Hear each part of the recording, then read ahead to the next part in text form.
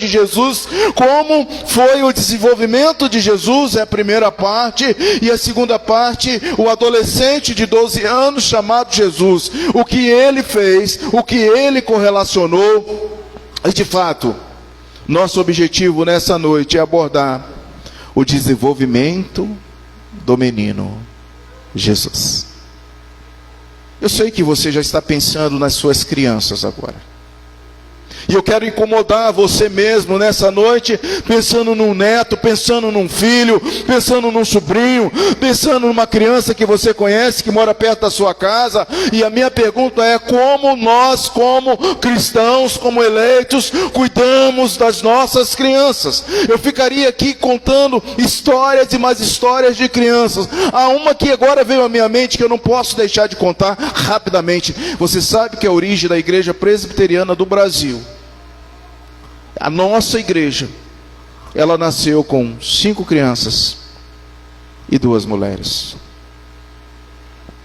Você sabe que nós temos um grande compromisso com o desenvolvimento social, psicológico, espiritual das nossas crianças. Você sabe que Deus, Ele ama as crianças, e que nossa igreja, a história da nossa igreja, passa pelo cuidado, o amparo das nossas crianças. Então, como você pode correlacionar o desenvolvimento infantil de Jesus com a responsabilidade que você tem com as suas crianças? Esse é o nosso assunto de hoje. Capítulo 2, 39 e 52, termina o segundo capítulo de Lucas. Aqui nós temos o regresso de Jesus a Jerusalém. E no segundo momento, abordaremos o menino no meio dos mestres. Um adolescente de 12 anos, usando o método maiêutico. No final eu vou dizer um pouquinho sobre o que é o método maiêutico. Anote aí. Mas onde foi escrito esse livro? O livro de Lucas, como o prólogo antimacionita assim prescreve, diz: Lucas estava em Acaia. Acaia era uma província antiga da Grécia. Todavia sabemos que Lucas chegou em Roma na companhia do apóstolo Paulo, e na primeira prisão do apóstolo Paulo, Lucas estava. Na segunda prisão, Lucas também estava com Paulo. E em Acaia ele escreve parte do seu evangelho. E aqui os comentaristas levantam algumas teses. Primeiro, ele deixaria Paulo sozinho para escrever um livro? Então por que a conexão do escrito de Lucas está em Acaia? Nós sabemos que Lucas tinha uma facilidade enorme em escrever em grego, que ele era alguém ensinado, formado na faculdade de medicina de Roma. Ele estava em casa, ele conhecia as pessoas, a cultura, o modo de ser e de viver dos romanos. É difícil imaginar que Lucas tivesse agido dessa forma, deixando Paulo sozinho. Mas a referência a Acaia, como local onde Lucas escreveu o seu evangelho, nos traz uma interferência ao fato de que o médico amado sentia plenamente em casa. Ele estava em casa. Era o lugar dele. Era a origem dele. Foi onde ele escreveu o seu evangelho, no mundo grego, para um amigo excelente chamado Teófilo, que era provavelmente grego. Robson diz o seguinte, que ele queria mesmo que esse livro fosse lido por todo mundo de fala grega, para confirmar a existência de Jesus. Então, nós podemos entender que ele escreve de uma melhor forma, e que a data do escrito do livro de Atos e também do Evangelho data-se de 63 depois de Cristo, na Acaia, próximo de Roma. Mas no sermão passado, capítulo 2, do 22 ao 38, dá uma olhadinha, para que você possa sintonizar no que nós estamos falando. Do bloco 22 até o versículo 38, estudamos a história de José e Maria, quando José vai apresentar Jesus ao templo, e nós vimos aqui que este é um dever solene dos pais, levarem seus filhos à igreja, conduzirem os seus filhos a adorar o Senhor. Vimos também a figura, duas personagens, a primeira figura Simeão, esperando a consolação de Israel, e também da profetisa chamada Ana, que com jejuns e oração, dedicava a sua vida esperando a chegada do menino Jesus. Ambos viram a chegada do menino Jesus, e vimos aqui que isso se cumpriu de forma solene para a vida de Simeão, para a vida da profetisa Ana. O desenvolvimento pueril de Jesus, que é o nosso assunto de hoje, foi como de qualquer dos seus colegas ou coleguinhas de Nazaré, com algumas diferenças do desenvolvimento do menino Jesus, que nós precisamos hoje entender para ajudar o desenvolvimento dos seus filhos, dos seus netos, das crianças que estão debaixo da sua responsabilidade. Como está a educação religiosa dos seus filhos? Você tem trazido os seus filhos à igreja? Vocês têm orado com os seus filhos? Vocês têm feito culto doméstico, têm ensinado? Qual a nossa responsabilidade com a infância da nossa igreja? Qual a nossa responsabilidade com essas crianças que estão sendo criadas aqui dentro dessa igreja? Oh, como é bom saber que a igreja se preocupa com o departamento infantil, com o desenvolvimento das crianças. Isso é muito bom saber qual a nossa responsabilidade. O que você está fazendo para colaborar no desenvolvimento das crianças? Onde Jesus estava quando seus pais o perderam? Aonde estão os pais quando perdem os seus filhos? Porque eu quero revelar algo para você. Um dia você vai perder os seus filhos. Calma. Pastor, eu não vou perder meu filho. Um dia você vai perder os seus filhos. Brigue com a palavra. Porque o próprio Jesus, através do pai José e Maria, também foi perdido. Você já parou para pensar isso? Até o final a gente vai pensar um pouquinho sobre isso, como se dá isso. Eu e Glaucio, nós tínhamos uma preocupação muito grande. E eu acho que você que tem filhos pequenos, tem essa preocupação, ou vai passar? Nós sonhávamos e nós tínhamos muito medo de perder a Thalita, quando eu era pequena. A gente orava a Deus, a gente prestava atenção, porque criança é muito esperta. Criança, e às vezes ela é amável, ela acredita, ela vai com todo mundo. E quantas vezes, lá no Rio de Janeiro, por aqui eu não vejo tanto isso, mas lá pelo Rio de Janeiro a gente ouvia pessoas assim: fulano de tal perdeu o seu filho na praia, fulano de tal perdeu o seu filho no shopping, fulano de tal perdeu o seu filho na pracinha, no parquinho. Basta um cochilo e de repente, você já sonhou com isso? Uma mãe, um pai, em perder o filho, em extraviar o filho? A dificuldade que se tem para achar uma criança extraviada é muito difícil. Então atenção, você que tem criança pequena, olhe no seu menino, olhe no seu filho, atenção dobrada, visão periférica, porque a qualquer segundo uma criança pode se perder do pai, pode se perder da mãe.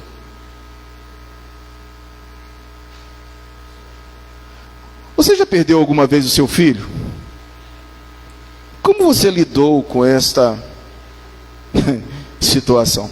Eu lembro uma vez que eu tomei uma coça da minha mãe, porque nós fomos um trabalho de federação numa igreja bem do interior, na terra da Seresta, lá em Conservatória.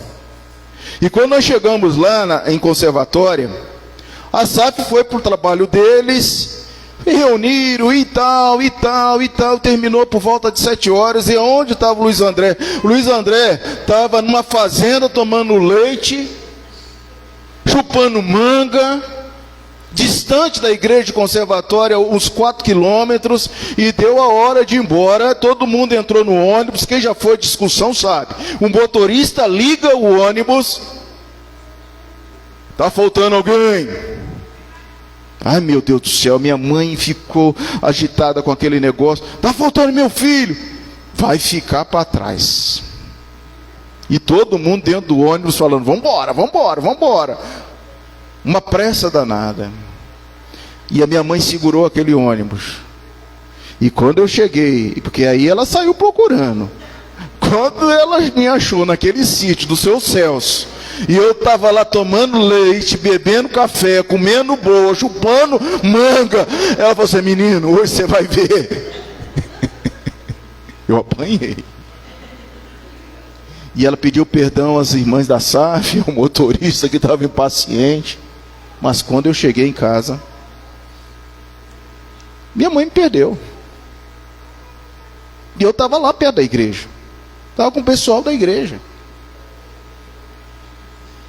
Meus queridos irmãos, nosso resumo nessa noite: tudo o que precisamos é observar que as Escrituras são claras naquilo que expõe. Tudo o que precisamos, as Escrituras estão bem claras para que possamos obedecer, crer e observar. Esse é o nosso resumo dessa noite. O sermão que nos apresenta nessa noite começa no versículo de número 39, e ele diz assim: cumprida todas essas ordenanças. E aqui eu preciso dizer algo para você, que o versículo 39 de Lucas aboliu parte da história do menino Jesus, parte da história de José e Maria. Esse versículo começa a expor algo que adiantou-se no templo, como se fosse assim cenas meses depois, anos depois, porque antes de observarmos aqui o que Lucas vai enfatizar, é preciso recordar que Jesus ele foge para o Egito, que Jesus passa uma temporada no Egito por causa da matança dos inocentes, que depois José e Maria regressam do Egito, porque o Senhor dá uma norma, uma lei para eles, lá em Mateus 2, de 1 a 21, é conteúdo que está antes desse versículo 39, para que ele pudesse voltar, porque já estava tudo em paz. Mateus, ele vai registrar fatos importantes, e uma vez mais ele vai declarar aqui como foi o desenvolvimento, estabelecimento da família de Jesus na Judéia, antes de regressar para Nazaré. Então, fixe isso, Mateus fala sobre isso, relato da história de Jesus que está antes desse versículo 39. Aqui Lucas adiantou a história, e ele disse assim: cumprida todas essas ordenanças. O fato de Lucas não narrar esses fatos não prejudica a harmonia do Evangelho, porque o médico tem uma observação clara no seu Evangelho e tem uma observação clara nos atos da história da igreja. Então, em Atos, ele vai repetir fatos próximos a esses de Mateus. O relato da extensão do reino de Deus entre os gentios se dá em Atos dos Apóstolos. Mas aqui ele adianta a história e o relato ordenado do Evangelho, no ministério e na vida de Jesus, entre os judeus, será mencionado em Atos. Se você quer estudar essa questão, leia Atos. Você vai ver Atos. Mas o verso 40 disse que, cumprido todo esse propósito, toda essa lei, voltaram para a Galileia, para a sua cidade de Nazaré. A cidade de Jesus era Nazaré. E olha o versículo de número 40. O primeiro relato que você precisa entender para o desenvolvimento de uma criança começa aí no versículo 40. O versículo 40, ele diz para nós assim: e crescia o menino, e se fortalecia enchendo de sabedoria, e a graça de Deus estava sobre ele. Essa passagem precisa ser compreendida como tantas outras passagens semelhantes a essas. Nós já abordamos no capítulo 1, versículo 80. Veja lá, aqui nós estamos falando de João Batista. Olha a correlação do menino João Batista. O João Batista, o menino crescia e se fortalecia em espírito. Meus queridos irmãos, referências do desenvolvimento do filho de Zacarias e Isabel também é semelhante ao crescimento e desenvolvimento do filho de Maria e de José. A primeira coisa que você tem que ver numa criança é como está o desenvolvimento normal dessa criança. É sua responsabilidade ver se seu filho está crescendo normalmente, se ele tem uma boa visão, se ele não tem problema de hemograma, se ele está desenvolvendo a sua estatura normalmente. Uma criança, ela cresce normalmente, e a função daqueles que têm responsabilidade, levar ao médico, cuidar daquela criança, verificar a visão, verificar a audição, verificar o seu crescimento, verificar a sua fala, verificar o seu interrelacionamento social.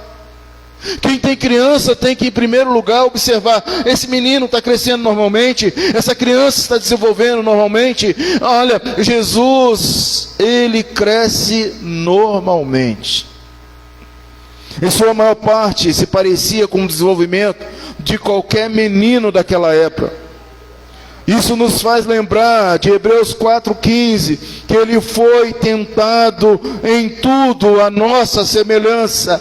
Ele tem a sua dupla natureza, a humana, e o menino Jesus é humano. Ele cresce, ele desenvolve, ele até desobedece, ficando um tempo para trás. Criança faz isso. Criança faz isso. O caráter finito da natureza humana de Cristo é às vezes negados, porque às vezes nós pensamos só no Cristo divino. Jesus teve de aprender, teve de crescer, e isso não só fisicamente, mas também intelectualmente. Processo de aprendizado é certo sentido, e não continuou durante, claro, toda a sua vida, embora nos primeiros momentos Jesus teve que se desenvolver intelectualmente, teve que crescer fisicamente, teve que se alimentar fisicamente, como qualquer criança. Conta-se uma história dos livros apócrifos, que o menino Jesus, quando era criança, ele fez uns bonequinhos de barro. Isso é história não verdadeira, está nos livros apócrifos. E que ele então fez aqueles bonequinhos, soprou naqueles bonequinhos, aqueles bonequinhos pularam da terra, e aqueles bonequinhos começaram a servir, ajudar Jesus na tarefa que a mãe Maria tinha dado, de varrer a casa, de lavar a louça. E ele falou assim: eu não vou fazer nada, eu vou fazer um bonequinho aqui, e esses bonequinhos vão pular e vão me ajudar, ainda vai ajudar a minha mãe Maria. Isso não é verdade. Os livros apócrifos ensinam isso. Eu quero dizer algo para você: Jesus teve a sua infância como qualquer menino, com responsabilidade, com educação. O pai José teve que ensinar a ser carpinteiro, a mãe teve que dar duro. Mas Jesus não cresce só normalmente, ele cresce fisicamente. O segundo aspecto que você tem que observar, o físico dessa criança. Jesus continuava a crescer e a tornar-se forte, estimular, notar que Lucas não menospreza o crescimento físico. Não é o corpo humano em sua origem, composição e desenvolvimento de uma obra-prima. Gênesis 1:26, Salmo 139, 15 e 16. Jesus iria precisar de certa medida de força física. E isso não só para capacitá-lo a usar a ferramenta de carpinteiro, Marcos 6:3, mas também para levar em bom termo o seu ministério terreno e ter força para carregar uma cruz até o fim. Deixa eu dizer algo para você: dê educação física para suas crianças. Tire do computador, tire do videogame, tire da internet, corra com esse menino, jogue bola com esse menino, faça educação física com esse menino, tire ele da parte mórbica. Ele precisa exercitar o seu físico, ele precisa fazer flexão de braço, ele precisa pegar uma madeirinha, ele precisa exercitar o seu físico. Hoje a geração está presa num videogame, está presa no seu celular, está presa à tecnologia, precisa fazer educação física. E eu digo algo para você: eu na minha infância tinha dificuldade de subir numa árvore. Abri o confessionário e um certo dia papai falou assim: esse menino está muito gordo. Papai era esperto pra caramba, gente. Mineiro da roça, esse aqui é o quê? Ele falou: tá vendo aqui pé de manga? Sobe no pé de manga. Lascou. Mas eu tive que ir. Criança precisa de esporte. No nosso tempo a gente brincava de pique-lata, bandeirinha. A gente corria. A sua responsabilidade com criança, gente. Desenvolva esses meninos. Jesus tinha que crescer fisicamente. Terceiro, Jesus tinha que crescer espiritualmente. O menino crescia, enchendo-se, tornando-se plano de sabedoria. Ele usava o tempo presente do particípio aqui no texto, Lucas, para indicar que a todo momento a sabedoria gradual era um processo que ocorria dia após dia. O que quer dizer? José e Maria eram seus discipuladores. José e Maria tinham que ensinar toda a lei. A passagem de um menino se dava aos 14 anos. Daqui a pouco você vai ver 12 anos. Jesus estava preparado aos 12 anos. O rito de passagem de um homenzinho, o mishbá, se dava aos 14 anos. Jesus aos 12 já estava discutindo com os doutores da lei. Ele sabia da palavra, ele sabia do Velho Testamento. Todo dia José e Maria ensinavam aquele menino. Então veja, terceira responsabilidade nossa com os meninos: primeiro, observar se está crescendo normalmente. Segundo, taque educação física nele. O problema é que se você não gosta de fazer educação física, você vai ter que fazer também. E terceiro, você tem que desenvolver a parte espiritual. Talvez seja mais negligenciada a parte espiritual, mas é importante, muito importante. E eu quero terminar esses dois blocozinhos aí da primeira parte, observando o finalzinho do versículo 40, e olha aí: e a graça de Deus estava sobre ele. O favor de Deus era sobre ele. Era Deus que dava de uma forma marcante e visível. Deus lhe manifestava o seu favor e amor. Deus guiava passo a passo e o fazia prosperar. Ao ler Hebreus 4,15, percebe que a sua natureza divina, porém ele era sem pecado. Então o desenvolvimento desse menino era perfeito. Isso em todos os aspectos: físico, intelectual, moral e espiritual, porque do princípio ao fim o progresso seguiu incólume e sem impedimento pelo pecado, quer herdado ou adquirido. Esse menino Jesus e seu pai havia perfeita harmonia, amor sem limitação. Isso nos introduz ao parágrafo seguinte, a segunda história que nós vamos ver nessa noite. Agora um adolescente. Veja que nós estamos correndo. Põe na sua mente assim: alguns anos depois, Jesus já está com 12 anos.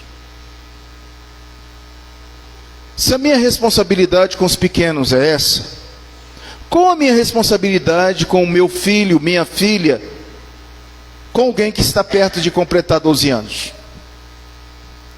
O que o texto ensina? Qual a minha responsabilidade com os juvenis? O versículo 41... ele começa dizendo algo importante para nós. Leia o versículo 41. Veja que a festa que Jesus escolhia é a festa que nós estamos comemorando hoje. A festa da família de Jesus era Páscoa, e nós sabemos que era por lei dos judeus, participar anualmente pelo menos de 3 festas: a Páscoa, Pentecostes e Tabernáculo. Eu não vou falar dessas festas porque nós já falamos isso aí em Deuteronômio, quando nós passamos por essas festas. Mas com o passar do tempo, foram ficando distantes de Jerusalém. Eles foram morando longe. E aí eles escolhiam uma festa dessa para ir a Jerusalém. E a festa de Jesus era a festa da Páscoa. Hoje de manhã cedo nós falamos de Jesus numa festa da Páscoa já adulto, já no seu ministério. Então ensine a criança a vir à igreja, ensine a criança a ter amor, ensine a criança a dar os seus primeiros passos na casa do Senhor. E diz Salomão que quando ela for velha jamais esquecerá, se esfriará, vai amar vir à casa do Senhor. E Jesus também escolheu a festa da Páscoa, assim, porque ele aprendeu desde a infância. O versículo 41 diz que a lei obrigava todos eles, do sexo masculino, da idade madura, estar pelo menos em uma dessas festas. A Páscoa foi celebrada para comemorar a libertação dos judeus da escravidão do Egito. E essa festa lá em Jerusalém tinha todo um rito. Meus irmãos, não sei como foi sua Páscoa hoje, mas a Páscoa de Jesus era bem diferente da nossa. A Páscoa de Jesus tinha taças que simbolizava taças de água com sal, as lágrimas derramadas no Egito. A Páscoa de Jesus tinha as ervas amargas, mais amargo do que carqueja, mais amargo do que alguma erva bem amargosa, para simbolizar o sofrimento, a dor deles. Tinha um cordeiro, tinha taças de vinhos, para simbolizar o sangue derramado, o sangue aspergido nos umbrais. A Páscoa de Jesus tinha todo um procedimento, o rito, o culto era diferente do nosso de hoje. Versículo 42 a 45, nós temos fontes judaicas que revelam não haver ali unanimidade com respeito à idade exata quanto a esse menino, mas a lei coloca que a partir dos 14 anos eles faziam o rito de passagem. E aí você pode ver do 42 até o 45 que Jesus estava ali, que Jesus não voltou com os seus colegas, que terminada a celebração da festa, a festa durava uma semana, e o costume, por que talvez você fique pensando, como é que Maria, principalmente a mãe, não vai dar conta que o seu filho não está ali com eles? Nunca parou para pensar isso não? É que era o seguinte, as crianças e as mulheres iam à frente, e os homens e jovens iam atrás. E Jesus tinha 12 anos, então Jesus podia estar na frente com a mãe Maria, ou atrás com o pai José. Então eles foram andando. Provavelmente Maria pensou assim, está com José. E José pensou assim, esse menino está com Maria. Então no lugar onde a caravana parava para fazer as refeições, para estarem juntos, nesse momento a mãe encontrou com o pai e falou assim, cadê Jesus?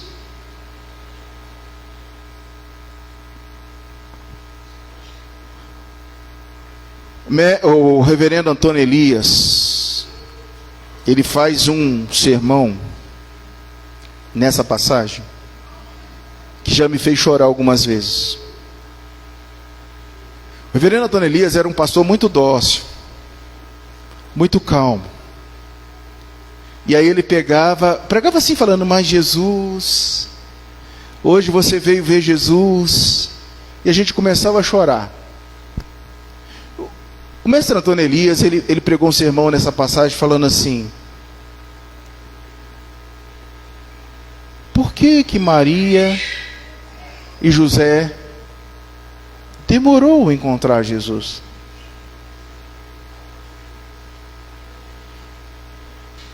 Quando você perde alguma coisa, aonde você procura? Mestre Antônio Elias pregando esse sermão.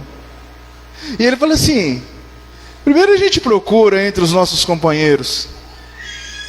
Quem sabe o meu companheiro de trabalho, quem sabe meu companheiro de estudo, quem sabe meu companheiro de jornada vai ter aquilo que eu estou procurando. E você não encontra com os companheiros de jornada. Jesus não estava com os companheiros de jornada. Segundo lugar, por que você demora em encontrar algo que você perde, mestre Antônio Elias? O que você vai procurar entre os seus familiares? Às vezes, irmãos, nós estamos procurando solução entre os colegas, entre os companheiros, entre os familiares, e não encontramos. Olha, você sabe aonde você encontra aquilo que se perdeu? Diz mestre Antônio Elias. Eu estou parafraseando mestre Antônio Elias agora. É no templo. Por que demorou 3 dias para encontrar aquilo que estava perdido? E aquilo que estava perdido estava dentro do... dá licença, mestre Antônio Elias, eu quero perguntar a esse povo que está me ouvindo aqui nessa noite. Você perdeu alguma coisa? Você não vai encontrar entre os seus companheiros, você não vai encontrar entre os seus parentes, você vai encontrar onde? No templo, na presença do Senhor, na presença de Deus. E eles levaram um grande tempo, 46, 47, fala que Jesus estava no pórtico, o templo era muito grande. Quando eles chegaram lá, ele viu algo importante, o menino estava no meio dos mestres, e obstante ele deveria ali estar aprendendo com aqueles mestres, e Jesus não era ainda um mestre, era um adolescente de 12 anos, isso aconteceria mais tarde, mas a inteligência de Jesus fazia que aqueles mestres desenvolvessem cada vez mais a maêutica. O versículo 48, era natural que Maria, a que dera luz a esse menino, iniciasse o diálogo. Aliás, irmãos, o perfil de José era alguém calado. Você não sabe muito de José na Bíblia. José era alguém tímido, falava pouco. José é representado em todo lugar como uma pessoa calada, que falava pouco, e que agia com a autoridade quando lhe era ordenado. Mateus 1,18 fala sobre isso, 2,13-19. Além disso, é preciso ter sempre em mente que mesmo que José pudesse ser chamado pai de Jesus, como Maria o faz nessa passagem, ele era seu pai apenas no sentido legal. Mas veja a palavra expressiva no 48, observe aí a forte emoção. Quando Maria e José ficam atônitos, isto é, como se estivessem nocauteados, chocados, a exclamação de Maria começa com a palavra: meu filho. Por que mãe gosta de usar essa fala? Meu filho. Não importa se você tem 40 anos, 50 anos, 60 anos, para uma mãe, sempre o filho será meu menino. Meu menino. Foi assim com Maria.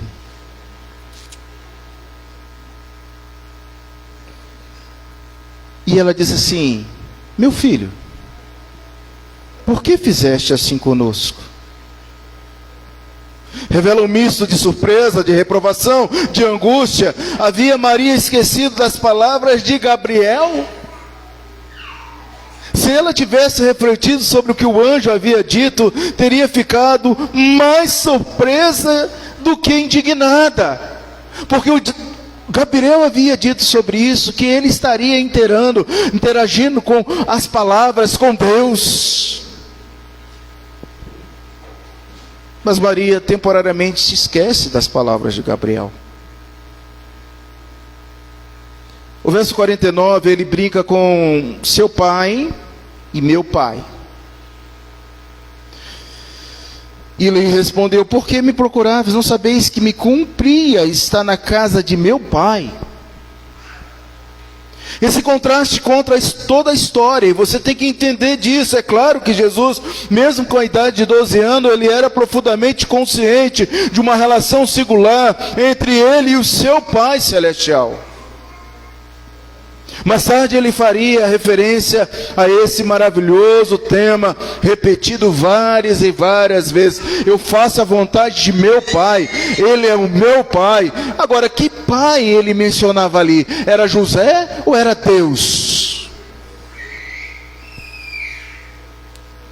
50, eles porém não entenderam a declaração que lhe fizeram. O problema é que nem Maria, nem José, nem tampouco os discípulos entenderam o que Jesus estava demonstrando, o que Jesus estava ensinando. O verso 50, eles porém não entenderam, referindo aos pais num aspecto de sofrimento de Jesus, exatamente isso que os homens, os próprios familiares, os próprios discípulos, e pasme, a igreja talvez até hoje não entenda o ministério de Jesus. Você já entendeu o ministério de Jesus? Parece que isso é uma incógnita até hoje. O primeiro fato de que Jesus está consciente de ser Filho de Deus, este é um sentido único. O segundo fato de compreender que José e Maria não haviam entendido o que se diz, resulta muito mais surpreendente ainda. E a gente caminha para os 51, 52 para terminar. 51. Então eles vão descer. Sempre que ia a Jerusalém subia, agora eles vão descer e vão retornar para Nazaré. Mas veja o que diz o versículo 52. E crescia Jesus em estatura e graça diante de Deus e dos homens. Irmãos, em sabedoria, como já foi explicado, em conexão com a semelhança do versículo 40. Em estatura, em relação ao crescimento físico. Não só na extensão da vida, mas em favor diante de Deus e dos homens. Última frase significa algo que nós devemos desejar para as nossas crianças, para as tuas crianças, para os seus netos, para as crianças que você tem responsabilidade, que seu neto, que seu filho possa crescer em graça diante de Deus. Como é bom manter e ter os nossos filhos à mesa do Senhor. Porque será, irmãos, que a maior parte dos pais perdem os seus filhos na condução, na virada de chave, na continuidade, na presença do Senhor. Por isso é importante você desejar desde pequeno que seu filho, que sua filha cresça diante de Deus. O crescimento diante de Deus é melhor e maior do que diante dos homens. Às vezes nós preparamos os nossos filhos e as nossas crianças para crescer diante dos homens. Se você pode e tem condições, você dá uma boa educação para essa criança. Mas isso não significa nada. O que você precisa entender, que o progresso do seu filho e da sua filha precisa ser diante de Deus. E isso é responsabilidade coletiva de todos nós. A confissão de fé, no primeiro capítulo, trabalha sobre a Escritura e diz assim: na Bíblia, na Escritura, nem tudo são coisas claras, igualmente claras em si, nem do mesmo modo evidente. Contudo, diz lá, tudo que nós precisamos, as coisas que precisamos para obedecer, para crer, para observar para a salvação, em uma passagem da Escritura, são tão claramente expostas e aplicadas, que não só os doutos, mas ainda os indoutos, no devido uso dos meios ordinários, pode alcançar uma suficiência, compreensão delas. 2 Pedro 3,16, ao falar acerca desse assunto, como de fato costuma fazer em todas as suas epístolas, nas quais há certas coisas difíceis de se entender, que os ignorantes e instáveis deturpam, como também deturpam as demais escrituras para a própria destruição delas. João 16:17, então alguns dos seus discípulos disseram uns aos outros, que venha a ser isto, um pouco mais, e mais vereis, e outra vez um pouco mais, e ver-me-eis, eu vou para o Pai. O Salmo 119, 105, 130, lâmpada para os meus pés é a tua palavra, e luz para os meus. A revelação das tuas palavras esclarece o entendimento aos simples. Atos 17, 11, 12, ora estes de Bereia eram mais nobres que os Tessalônica, pois receberam a palavra com toda a avidez, examinando as escrituras todos os dias, para ver se as coisas eram de fato assim. Como isso, muitos deles creram, mulheres gregas de alta posição, e não poucos homens.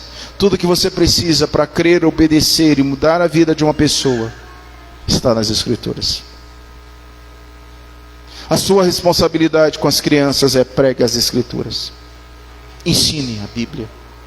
Discipule. Irmãos, concluindo essa reflexão nessa noite, vimos que a cidade de Nazaré era uma vila que o próprio Natanael questionou numa forma interrogativa: poderá vir alguma coisa boa de Nazaré? Poderá surgir alguma coisa boa de Santa Maria? Poderá surgir alguma coisa boa do Gama, do Brasil, da região centro-oeste? Poderá seu filho ser uma pessoa boa? Sim, poderá. Sabe por quê? Porque não é o local que faz o homem. A sociologia prega isso. A antropologia prega isso, que é o contexto que faz a pessoa, que é o lugar que faz a pessoa, mas não é o lugar que faz a pessoa. É Jesus, é a palavra. Foi ali que passou Jesus a maior parte da sua vida, em Nazaré. Pode-se perceber que não é o lugar que faz um homem, porém um homem que faz o lugar, pelo menos que faz entrar para a história. Talvez você esteja pensando na sua natureza agora, sendo até vítima de você e da sua história, mas Jesus quer mudar a sua história hoje. Jesus quer mudar a história da sua vida.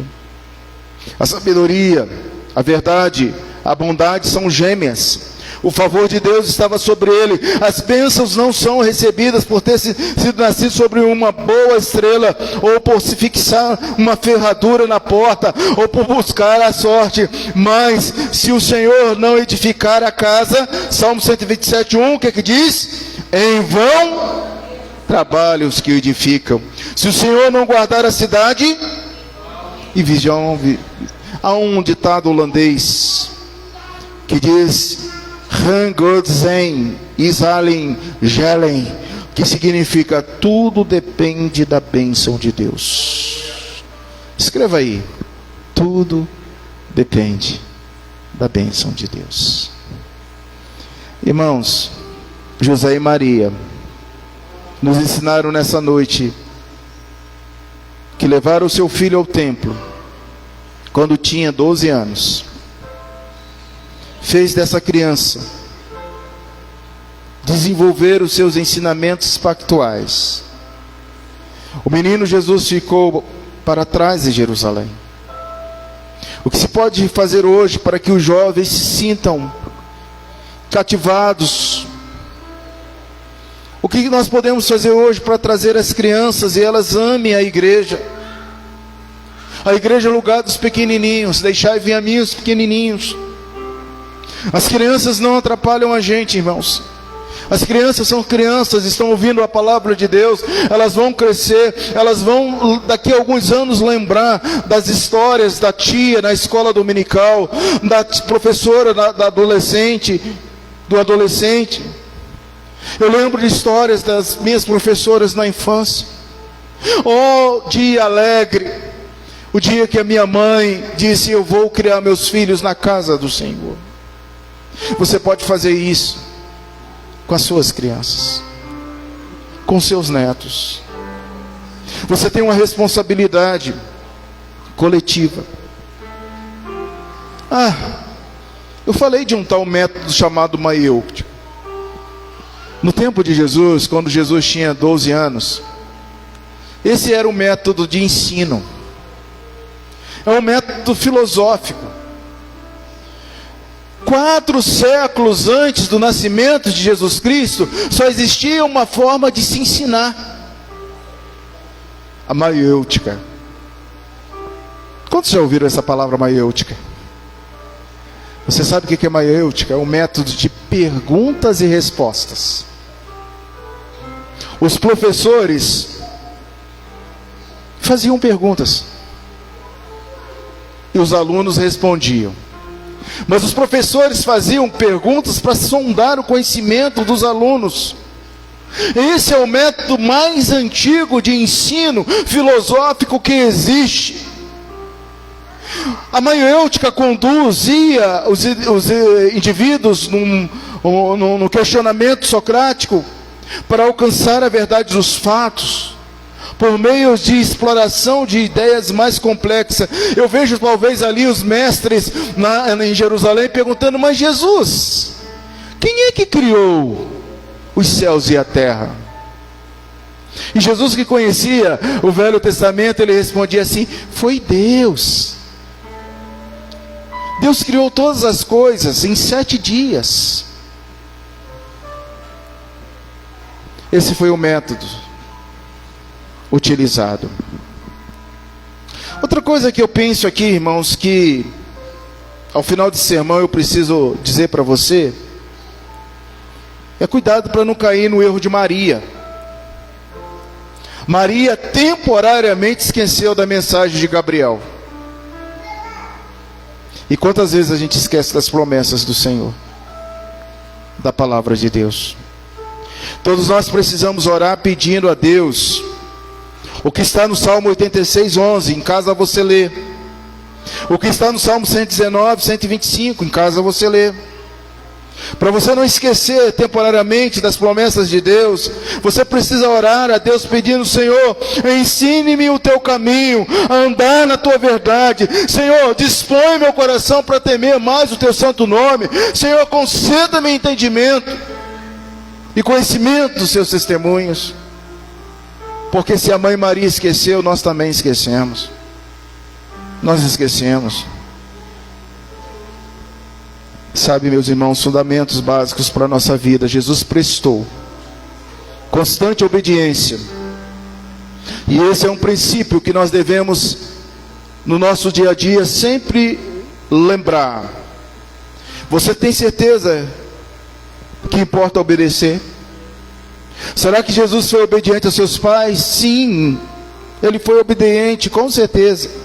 Será que você é obediente? O que você aprendeu? Por que você deve ser obediente? Como devemos ser obedientes? Em último lugar, queridos, qual o lugar da disciplina e da meditação em sua vida?